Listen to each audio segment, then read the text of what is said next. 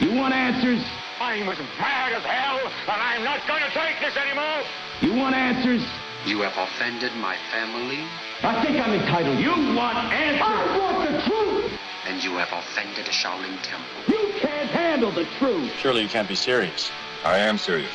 And don't call me Shirley. Radical Rant. All right, folks, welcome back. It's time for me to talk a little bit more in depth about the situation in Denver, Colorado. And, I read the story in the news about Laura Creho, the head of the Cannabis Therapy Institute there in Denver. She's not happy because there are 8 pot legalization initiatives that have been filed in Colorado, and she feels that her group wasn't consulted on any of these initiatives. According to the story in the Westward blog in Denver, Colorado, she approached a Westward editor to moderate a session that would have taken place on June 22nd, filled in Mason Tvert from Safer, and they talked about how great it would be if everybody got together to work on these initiatives.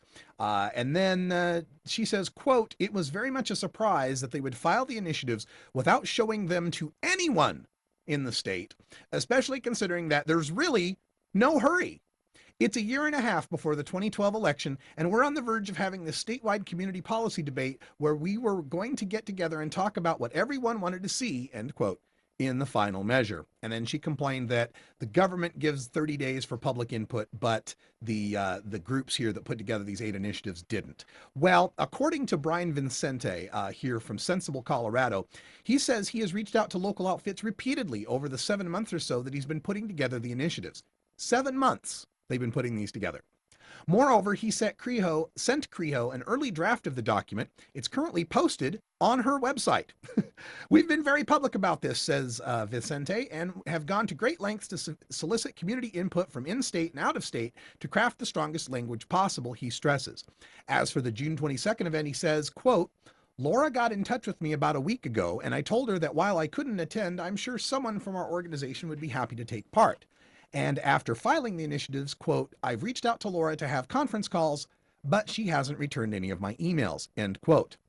According to Creho, she's not sure what point there would be in discussing the situation now, given that the language has already been submitted, and the whole concept behind the upcoming session was to work together in shaping it. The result, in her view, is a flashback to 1998 when the medical marijuana amendment the voters in Colorado would approve 2 years later first surfaced. She said local activists were collecting signatures for such an initiative when well-funded national outfits, such as the Marijuana Policy Project, who Steve Fox collaborated with Vicente on the latest initiatives, swoop in and took over, leaving locals on the sidelines. Okay, and it goes on here talking about, how, everybody didn't get together. And yes, wouldn't it be nice if we could all have one big, huge powwow and representatives from all the groups would get together and put together one initiative that everyone could agree with? Wouldn't that be great? Unfortunately, I don't see it happening. I don't see it, even if we got all the groups together, that the groups Sensible and Safer and MPP and Normal, I don't see that what they would come up with would ever be something that Laura Creho and Cannabis Therapy Institute could agree with. And she goes on here at the end to say, let's see if I can find this. Any chance these two groups will eventually reconcile and combine forces? At this point, Creho is suspicious of such a prospect. Quote, "We know how they'll operate," she allows. "They want to make us seem like the radical group, so they'll come off as more conservative," end quote. So now she's, positing that all the other legalization groups that put these initiatives together did so early and without her input so that they could use her as a foil to make them look more conservative. Okay. Look, Laura and CTI and all you guys out there, I've heard this argument so many times. I heard this with California's Prop 19, where activists got together, put Prop 19 on the ballot, and then other people in the state went, "Oh, no, you didn't ask us about this. We don't like this 5x5, and we don't like this part, and we don't like this part. And why didn't you push the Jack Harrer initiative that, lets everybody free and gives them 12 pounds and 99 plants? Why, oh my, you didn't ask us, and so by God, we're against it." I've heard the same thing here in Oregon, where we get the Oregon Cannabis Tax Act, and somebody gets together and puts that together, and somebody else comes forward and says, "Oh no, this isn't what we wanted. This is the terrible thing. You didn't consult us. There wasn't enough vetting of the language. It wasn't vetted. Oh, we didn't put our stamp of approval on it. So by God, we're against it." I saw it happen with Measure 74 here in Oregon. Same basic way. Finally gets onto the ballot, and then some other people start complaining, but oh my God, this is terrible, this is terrible. Look, folks, The time for complaining about what the initiative has in it or what the language is in it has passed. The minute that the initiatives make it to the ballot that legalize marijuana, it is time for you to marshal your forces behind those initiatives, even if they are not the perfect, entree that you were hoping for. If it is something that keeps people out of a cage for using marijuana, it is your duty as a marijuana activist to support it publicly. And behind the scenes, you can complain all you like about, oh, we didn't get asked this or we didn't put together with that. But the time for complaining about it is over when the initiatives start gathering the signatures. Now, I understand they want to go out there with more competing initiatives and have that out there. Everybody has that right. Okay. The groups that put together the 8 initiatives here in Colorado, the groups that are putting together initiatives in Oregon, Washington, California, all have the right to come up with the language they feel is best, that they feel will survive the inevitable court challenges, and move forward with it and gather signatures for it. And if you've got a problem with their initiative, and then you think, well, I'll go forward with my initiative and put it on the ballot, you're making it tougher for both the initiatives to make the ballot. Because you end up with a situation where someone out there is, hey, did you sign the marijuana legalization ballot? Yes, I did. And then they don't sign the second one, thinking that they're the same thing. You get confusion with the average general public that just thinks, oh, I already signed the legalization thing. Or maybe they hear there's 2 of them out there and they sign the same one twice and invalidate their signature on the one that they signed. As far as the 8 initiatives getting on being submitted here, I think it's a little overkill as well. But I think what they're doing here is putting the 8 out there to find which ones get the most support, and then they'll trash the other 7 and go forward with the one that's supportive. I really can't see these groups, trying to really push through 8 initiatives the whole way to the ballot.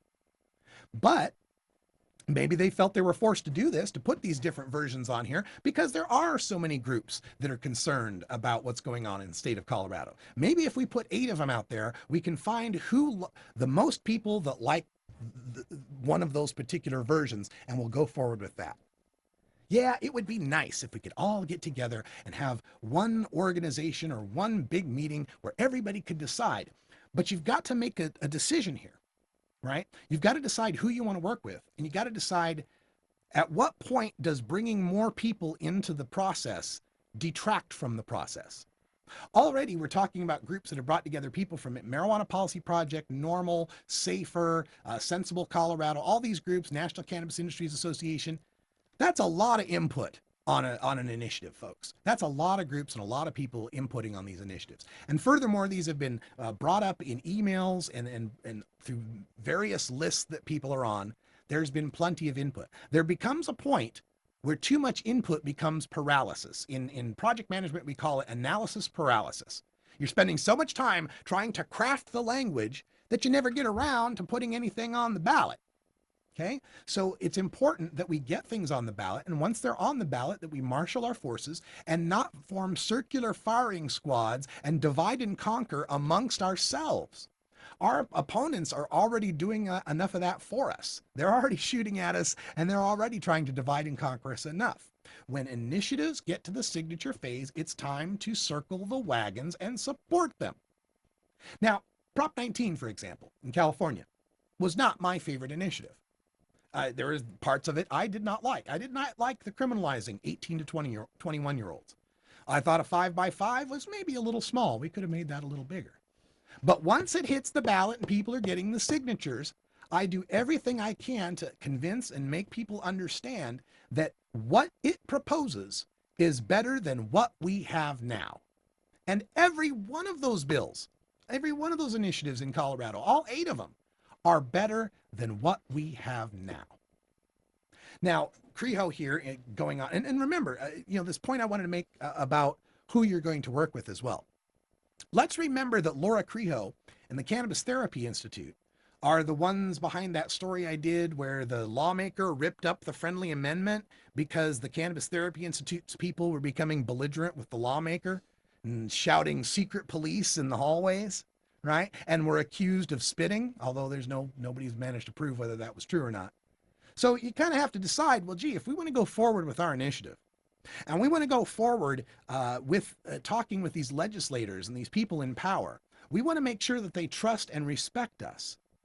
So are you going to bring in a group that has already been somewhat controversial and had some problems with the political leaders in our state?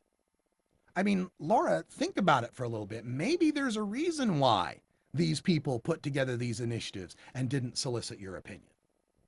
You know, you got to go along to get along. And if you're always seen as being the person, and you said it yourself, they'll make us seem like the radical group. How can they make you seem like the radical group without you doing things to appear somewhat radical? You know, I'm kind of an expert on the subject here. This is where I always have these problems with this call for kumbaya and come together. It's all a beautiful thing, and I would love to have more of that. But it seems to me every time that it's tried, it leads to division, it leads to argumentation, it leads to grudges. This person doesn't like this person, this group doesn't like that group, and nothing gets done. Let's congratulate Brian Vincente. Let's congratulate these groups that have gotten together and filed 8 initiatives here to legalize in Colorado. There was nothing stopping Cannabis Therapy Institute from submitting their own initiative to put on the ballot, and there's still nothing stopping them now. I would prefer that they didn't. I would prefer that when legalization comes to time for votes, that we were all working on one thing together, that we're marshaling all the forces of marijuana legalization to support this, that all of the money that people might want to donate wouldn't have to be split among different groups, that when people are out there signing their initiative petitions, that there was only one that they had to remember to sign. I would love that. That would be beautiful. Unfortunately, politics doesn't always work that way. So I want to encourage people in Colorado to get behind Sensible Colorado and the groups that have already filed these initiatives, that already have friends in high places and deep pockets to help support this thing. And let's get marijuana legalized in the state of Colorado in 2012. Let's not hand to our opponents a victory by fighting amongst ourselves, by complaining that we weren't included. You want to be included? There's initiatives. Get behind them. Now you're included. Right? Nobody's going to get everything they want. Nobody's going to get the perfect initiative in these senses. But if we can all get behind one, and we can all make legalization happen in one of the U.S. states at least, and I would love to see 4 or 5, but at least one state, if we can get this passed in Colorado, that's the end of prohibition in America. It's the beginning of the end. Because people will see that Colorado doesn't go to hell, that they raise a lot of money, that they have less problems with marijuana and less problems with drugs and less problems with crime because of legalizing marijuana. And once that happens, the rest of the states will be eager to jump on that gravy train. All right, folks, we got to call it a day. Thanks for joining us for the podcast. For those of you listening on iTunes or via our website at stash.normal.org, thanks for joining us. We'll be back tomorrow with more news and interviews you can use. For those of you listening live, stay tuned for Hour 2 Toker Talk Radio with me and Ganja John. And for Ganja John and Cannabis Carry, I'm Radical Russ. Thanks for listening. Until next time, take care of each other, tokers.